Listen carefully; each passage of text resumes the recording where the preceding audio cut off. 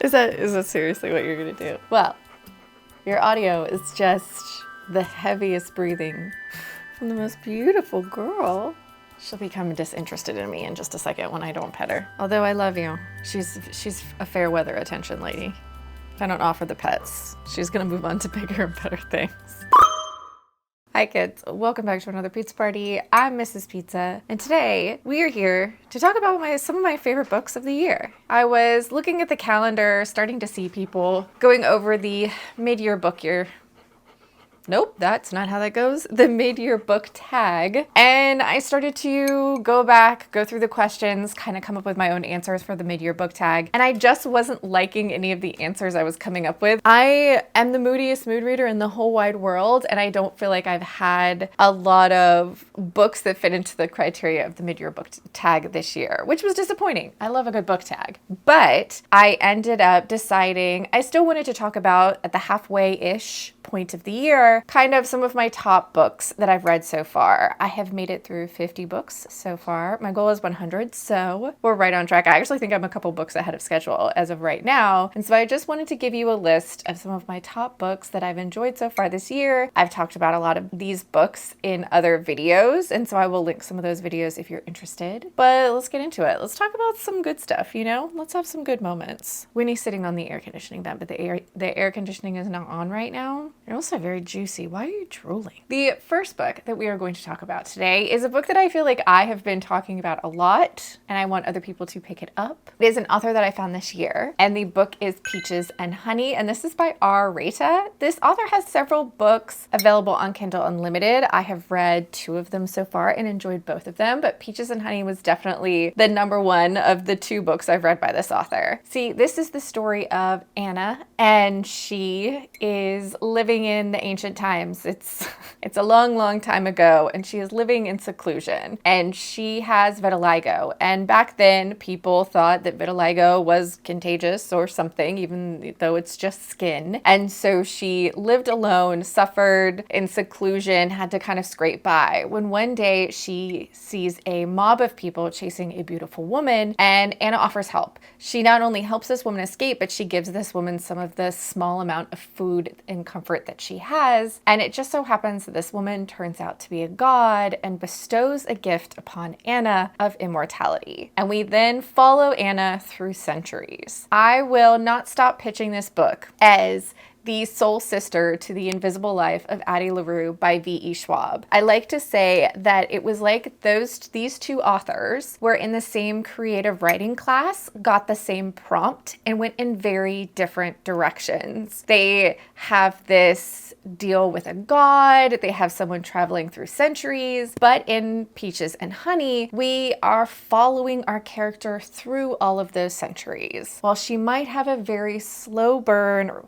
romantic relationship forming with a shifter god, we get to follow Anna as she struggles to survive as a woman. As she tries to keep immortality a secret, she has to move from place to place somewhat frequently, because someone that doesn't age, that doesn't succumb to the same things as everyone around them, will become suspicious. But with traveling through time, she really gets to brush up against a lot of historic events. Anna is the best kind of person. She has empathy. She has just true kindness in her soul. And I think that is I know that is what makes her so appealing to the other immortals that she brushes up against as well. I really enjoyed this, and it made me pick up the other book that I picked up from this author as well. And I will continue reading more books from this author. This was such a pleasant surprise in that I literally knew nothing about this, and it's one of my favorite reads of the year so far. The next book we're going to talk about, the next 2 books that we're going to talk about, because I have read both books that are out in this series so far, are going to be Butcher and Blackbird and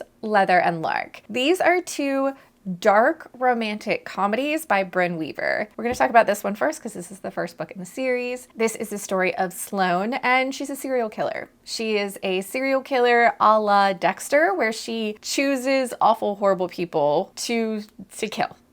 She has this urge to reap her own kind of justice against these horrible people because of something that happened to her when she was much younger. It kind of set her down this path. And in the opening of this book, Sloane has accidentally gotten herself into a situation where she was in the middle of a murder of a very horrible human when she gets stuck in a cage. And another serial killer, whose name is Rowan, yes, Rowan, shows up just in the nick of time and helps Sloane out. And these two have this strange admiration for each other, both being notorious serial killers, but also there is an instant attraction as well. And they start up this competition where they are investigating crimes, trying to catch the bad people, serial killing them. It's very hard to explain.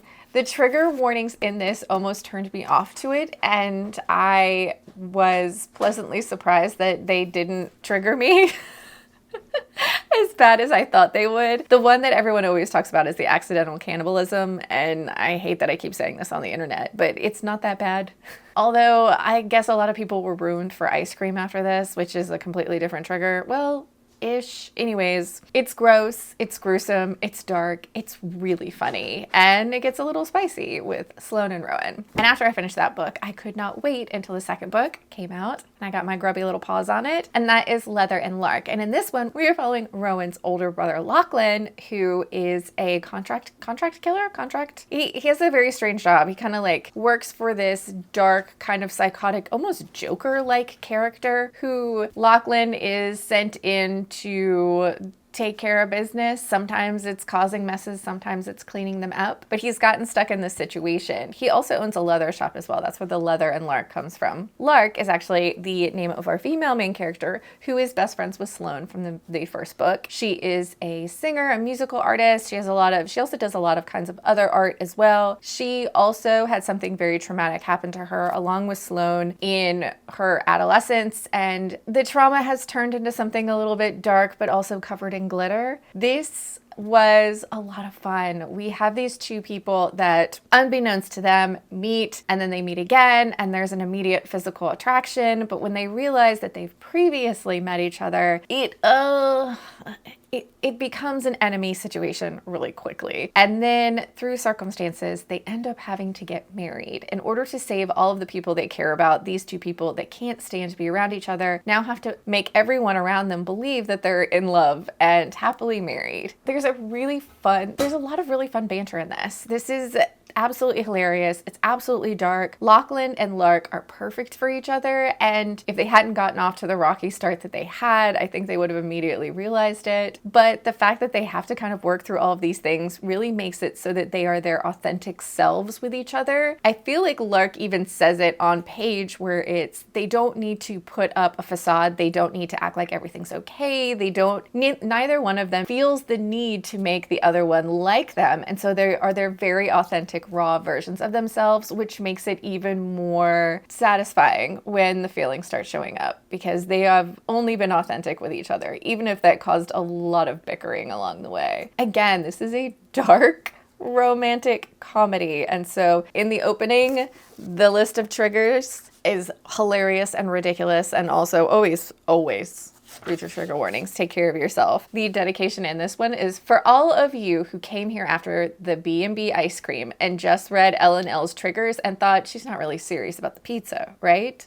This one's for you. I like to say that these two cause me to gag giggle, which is like you are completely grossed out but find it very hilarious at the same time. Brynne Weaver's sense of humor is right up my alley. I really, really enjoy these. And the third and what I believe might be final installment in this series, because one brother, two brother, and then we're going to be getting the third brother story, Scythe and Sparrow, I believe is what it is. And we have gotten a peek at that couple as well, and that's going to be Fionn, and he is the final brother in this trio, and he ends up helping out a very hilarious and what seems like she's going to be a very good time girl named Rose, who's a circus performer. And I think he's a doctor, she's a circus performer. She's going to be more of the dark character in this. These brothers have been through a lot in their life as well, which has led them down the path they're in. These are dark romantic comedies, and they're so stinking good. If you like your dark dark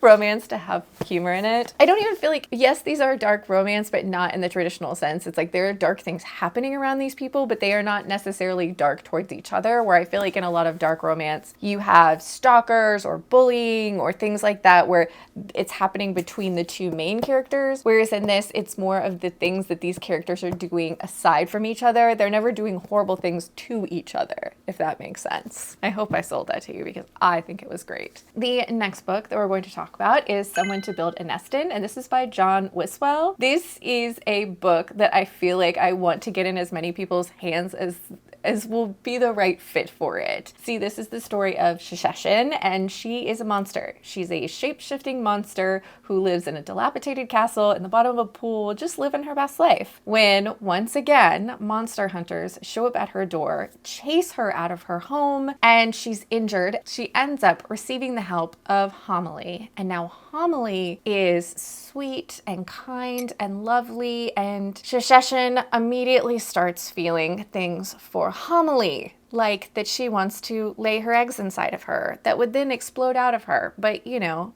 it would kill Homily, but when you fall in love, you turn that person into a nest, right? Homily has come to these lands for reasons, such as she thinks that a monster has put a curse on her family, and she believes that monster is Shisheshin, but Shisheshin doesn't know what she's talking about. Shisheshin has never put a curse on anybody. This is a horror fantasy romance, and it is a really sweet, cozy time. The real monsters in the story are all of the people we encounter. Aside from Homily, everybody's just kind of garbage. They're all awful, especially Homily's family. This is sweet and funny and fun and gruesome. Shisheshin is eating people, but she's also in love and trying to figure out what the heck that means, you know? I had a really good time with cozy horror fantasy romance and would love to find more of something that feels like this book. It was such a good time and a little bit different than something I was used to, while still getting those like fantasy romance type feel, but also horror, but also, I don't know how to describe it other than that. I loved it.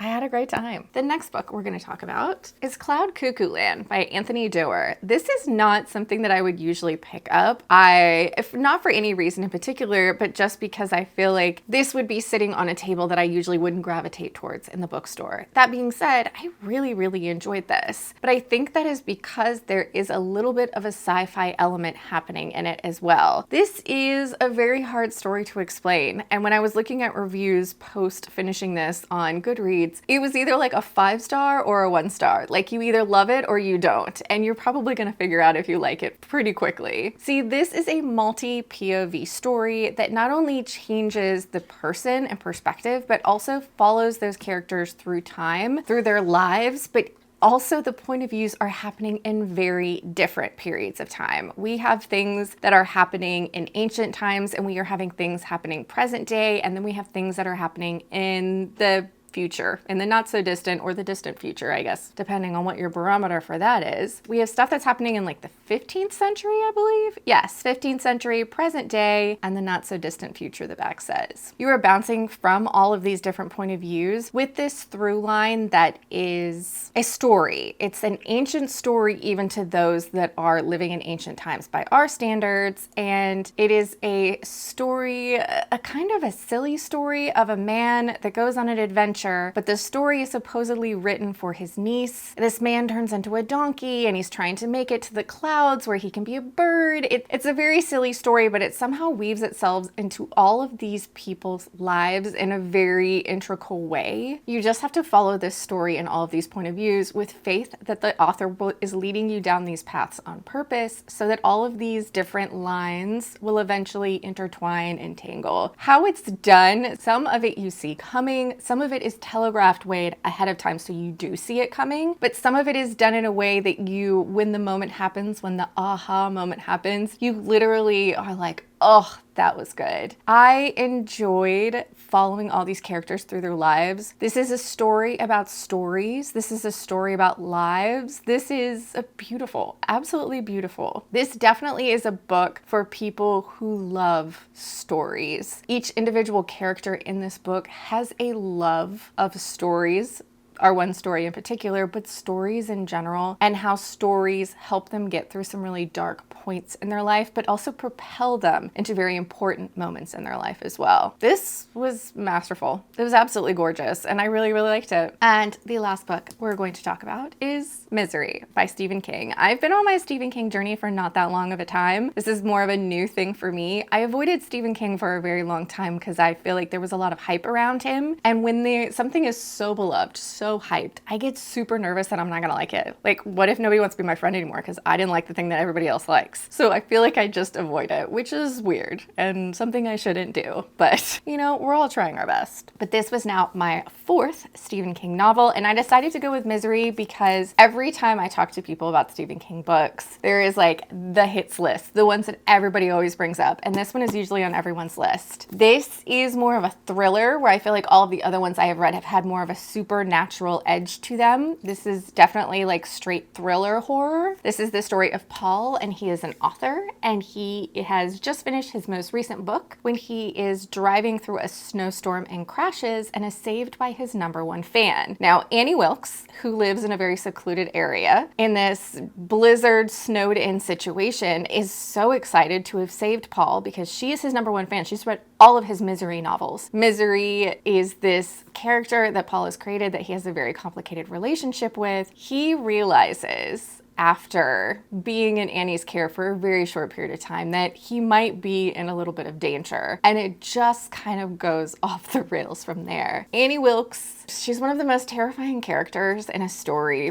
because she's never humanized. If anything, she's made more and more into this mythical, monstrous thing as the story goes on. There is that scene. It is in the movie, but it is even worse in the book, and there are more scenes in the book. And I listened to this on audiobook and had some, I'm sure I was pulling some really crazy faces as we got to those scenes. But I had a great time with this. I found that all Stephen King's books I've read so far are very compulsively readable. You just don't want to put them down. You just are flying through, even though horrible, terrible things could be happening. I won't say this like scared me. It's more supposed to like creep you out and give you anxiety for Paul because he's stuck in this situation with this absolutely banana sandwich person. I read Misery and I loved it. We are also going to do some honorable mentions at the end of this list because even though I read these books this year, I had read them previously, they are rereads, and I talk about them all the time. I don't feel like I could make a favorites of the year list without talking about these books. We are going to lump them all together, but that is going to be the Mead Mishap series by Kimberly Lemming. This is a hilarious fantasy romance series by this author that has been recently picked up and republished by Orbit. The first one, That Time I Got Drunk, and whoa, hold on. We're backwards. This way. That Time I Got Drunk and Saved a Demon. This is our adventure of Cinnamon, who lives in a very small town, when one day she stumbles home drunk from a festival and accidentally saves a demon when he's in trouble. And then it catapults her down a path of adventure that she just was not into in the beginning. That Time I Got Drunk and Yeeted a Love Potion at a Werewolf is the second book, and this is following Bree, who is Cinnamon from the first book's best friend. She's a cheesemaker, and one day when she's at a festival in town, someone tries to drug her by slipping her a love potion. She doesn't realize it, and she picks up the love potion and throws it at the person that was trying to sneak it to her. He ducks at the last second, and she accidentally hits a werewolf, who spins around and immediately tells Bree that he's her fated mate, and he's madly in love. And now Bree has to deal with the fact that she thinks this person has been given a love potion, and that's why they're feeling this way, when Felix, our werewolf, is 100% sure that him and Bree are supposed to be together. And our last book in the series so far, That Time I Got Drunk and Saved a Human, is the story of Dante, who is a demon, and he has recently left the small town that our first 2 books start in, and he has decided to go out in the world and find his own fated mate, when he accidentally stumbles upon a girl named Cherry who is stuck in a tower with a dragon, and he promptly decides to take her away, but she doesn't realize that, and so she drugs him in order to get him to rescue her, and then he accidentally mate bonds her because she drugged him. But also, it's kind of a marriage of convenience, but they probably would have ended up mate bonded anyways because they're perfect for each other. These 3 books are hilarious and very, very spicy, and I love them, and I read them whenever I'm not feeling good. How about that? And the other book I reread is my absolute favorite fantasy romance, and that is Swordheart by t.kingfisher. This is the story of Hala, and she is a housekeeper. She works as a housekeeper for her uncle by marriage. He's an elderly man and he's very eccentric. And then one day when he passes away, he wills his entire fortune to Hala. But his family is not having this. Absolutely not. They do not want all that money and stuff to go to Hala. And so they lock her in a room and try and marry her off to one of the cousins or nephews or something. I don't know. He's gross. He's got really clammy hands. Hala is not into this. In a moment of desperation, she unsheaths a sword, and like a genie in a bottle, a man pops out. His name is Sarkis, and he's the servant of the sword, and he's a grumpy, broody bodyguard type whose now sole purpose is to protect Hala. He's the servant of the sword. She now is in possession of his sword, so he's going to save the day. And these two go on an adventure to save Hala from this family. This is cozy in that we're not saving the world, we're just saving Hala. Hala is hilarious. I adore her. She has this really like dizzying way she speaks because, in her own words, people don't hurt stupid women, they just kick them to the side. And so she confuses people, makes them believe that she's this bumbling, fumbling idiot, when really she's a lot smarter than anyone around her seems to realize. Sarkis has been through a lot, wars, battles, and basically being tethered to this sword for centuries. And he now ends up with Hala, who he finds surprisingly endearing eventually. And then feelings start to happen. I love this. I love the audiobook for this. I've listened to it multiple times. This is another book I pick up whenever I'm not feeling okay and I just need to know about Hala and Sarkis and how they fall in love. This is also a book that the ending leads you to believe, even though the story is complete, the ending leads you to believe that this would be a series of books, but this is the only one that exists. So even though this is a full, complete standalone, I need more in this world, please. I need this series to continue. But that, kids, is a super quick little video about some of my favorite books that I've read so far this year. I hope there's something on this list that made you want to pick that book up immediately, something that tickles your fancy. I hope you're reading wonderful books out there. I want to know what your favorite books are of the year so far, because I want to read some good books for the second half of the year. If you had fun hanging out with me and the dogs, please subscribe. I hope you're reading good books out there, wherever you are. And I'll see you next time.